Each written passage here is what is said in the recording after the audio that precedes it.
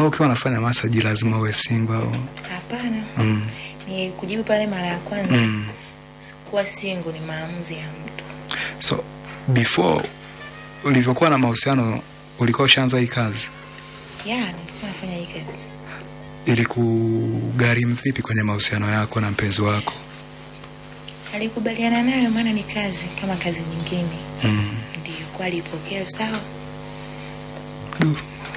Wow, vizuri sana. Unamwamini mke wako au mpenzi wako, ukiwa na imani naye, uweze kufikiria kama anakucheat. Okay. Ndio. Okay. Naam, mwingine hapo. Mwingine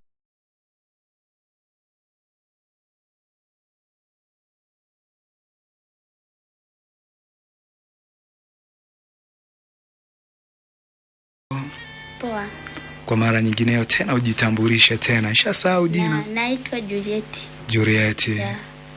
Juliet, massage. Uliwahi kumfanyia mwanamke massage? Mwanamke? Hapana, sijawahi. Wanawake kwa nini hamwafanyii massage wanawake kwa wanawake?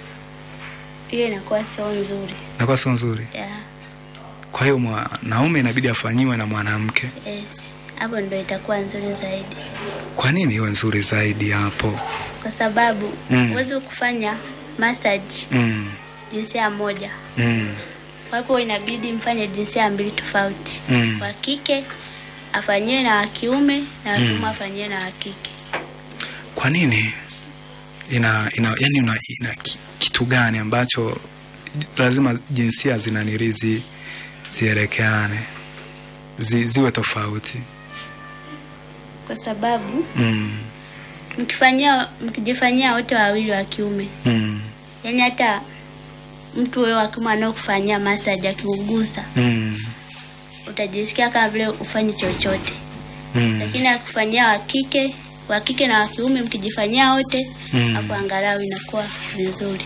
Oh yeah. Okay. Kuna moja interview nilikuwa naifuatilia.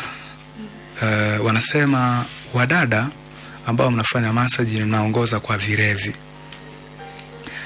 Ili kupata ujasiri, kutoa aibu.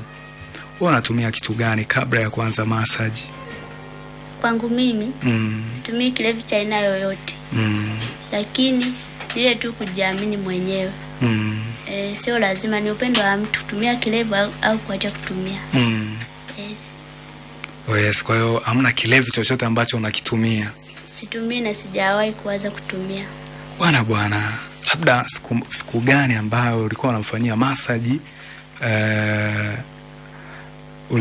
ulikuwa unamfanyia massage labda mtoto wa kiume, si unaelewa? Yes. Mwanaume kuna sehemu ambazo ukimgusa kidogo ina ashiki za moyo, za roho, za mwili zinaamka. Ya pengine iliwahi kutokea labda umemfanyia baba wa watu massage, hisia zikapanda pale, na ilikuwaje na ulimaliza vipi hiyo? Maana yule ni mwili na una sense na kuna vitu hayupo navyo. Kitu gani ulikifanya au kitu gani ambacho unaweza ukakifanya? Kwangu mimi, kwa wateja ambao nishawahi kuwafanyia massage, sijawahi kukutana na mtu wa hivyo. Lazima. Yes, kweli nasema. Jamani, wateja wenu wastaarabu. Sijajua kwa wengine lakini. Ni maneno gani ambayo inabidi yaambatane kwenye massage ukiwa unamfanyia mteja? Maneno ya kumwambia. Napiga tu stories za kawaida. Kama zipi? Mfano hapa upo unamfanyia massage, ungekuwa unaniambia maneno gani? Hapo unaweza hata nikakuuliza umetoka wapi? Umetoka wapi? Umekuja huku? Wewe ni wa huku? Umeoa? Hiyo si ulizi. Ila ulizi la umeoa. Oh yes, bwana, shukrani sana mrembo kwa elimu yako. Na wewe so unamwambia nini binti ambaye yuko nyumbani au binti ambaye yupo nyumbani? Ningependa aje ashirikiane na sisi kazi. Namkaribisha sana, lakini pia na wateja wengine kama nyie kutoka hapa mje tuwafanyie massage. Bwana. Yes. Haya, tutakaribia. Oh yes. Bwana meneja, kama unatusikiliza najua meneja unasikiliza bwana. Yes bwana, inabidi ututoe ofa twende pale tufanyiwe massage vijana wako. Itakuwa ina bamba zaidi. Oh yes. Wewe mrembo huyo. Noma sana. Uso wako ni angavu. Asante. Hizo nywele zimegharimu shingapi? Kiasi kidogo tu cha pesa. Kiasi kidogo. Shingapi? 1000? 20,000. 20,000. Kiasi kidogo hicho. Okay. Wewe massage umeanza mwaka gani kazi? Unaitwa nani kwanza?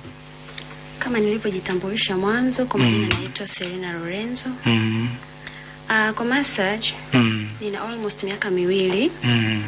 Japo sijakumbuka tarehe. Nilianza lini, lakini nina miaka 2. Na miaka 2. Kwa ni mzoefu kidogo ndio. Oh yeah. Kipindi unaanza massage ulikuwa na mpenzi? Ndio, nilikuwa naye. Okay. Alipokeaje hiyo taarifa? Bwana mimi baby, sasa hivi nafanya massage. Alipokeaje? In real, yani kwenye ukweli. Alipokea vizuri kwa sababu massage ni kazi kama kazi zingine.